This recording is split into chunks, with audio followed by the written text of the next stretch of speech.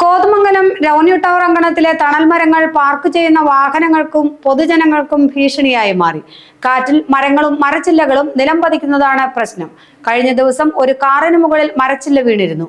അപകട ഭീഷണി ഉയർത്തുന്ന മരങ്ങൾ മുറിച്ചു മാറ്റണമെന്ന ആവശ്യം ശക്തമാവുകയാണ്. റവന്യൂ ടവറിന്റെ കോമ്പൗണ്ടിലെ മരങ്ങൾ വളർന്നു പന്തലിച്ചാണ് നിൽക്കുന്നത്. കാറ്റിൽ കടപുഴകാവുന്ന അവസ്ഥയിലാണ് പല മരങ്ങളും. മരച്ചില്ലകൾ ഒടിഞ്ഞു വീഴുന്നത് പതിവാണ്. കഴിഞ്ഞ ദിവസം മരച്ചില്ല വീണ് ഒരു കാറിന് കേടുപാട് പറ്റുകയും ചെയ്തു.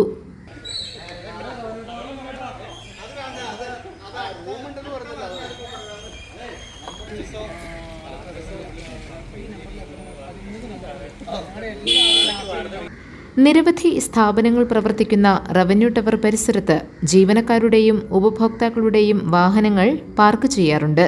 സദാസമയത്തും ആളുകളും പരിസരങ്ങളിലുണ്ടാകും. മരങ്ങളോ മരച്ചില്ലകളോ വീണാൽ വലിയ അപകടമായി മാറും. ഈ സാഹചര്യത്തിലാണ് അപകട ഭീഷണി ഉയർത്തുന്ന മരങ്ങൾ വെട്ടിമാറ്റണമെന്ന ആവശ്യം ഉയർന്നിരിക്കുന്നത്. സമയം കഴിഞ്ഞിരിക്കുകയാണ്. ഇപ്പോൾ ഈ വാഹനത്തിലേക്ക് മറിഞ്ഞടിക്കുന്ന പാലം തന്നെ നമുക്ക് ഉദ്ദേശിക്കുന്ന രീതിയിലുള്ളതല്ല.